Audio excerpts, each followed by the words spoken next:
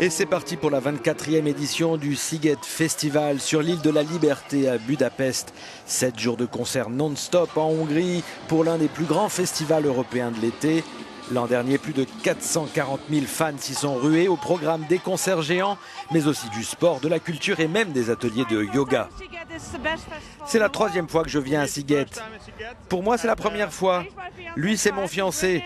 Je devais absolument l'emmener. Même la pluie ne va pas gâcher la fête ici. On vient ici tous les ans. On a décidé que tant qu'on vivrait, disons jusqu'à ce qu'on ait 100 ans, on viendra. Même s'il pleut, vous savez, on a déjà eu une météo bien pire ici dans le passé. Si à sa création, il n'y avait que 4 ou 5 scènes, aujourd'hui le Sziget Festival en compte près de 50. De la musique nuit et jour, c'est un peu un Woodstock permanent qui a su se faire un nom bien au-delà de la Hongrie.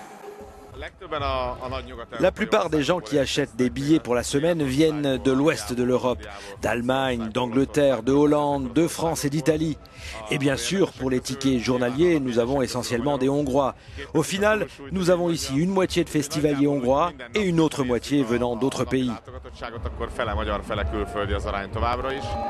Cette année, les organisateurs n'ont pas lésiné avec les têtes d'affiche de Rihanna à David Guetta en passant par les Chemical Brothers. Dommage pour les retardataires, le Sziget Festival est déjà complet.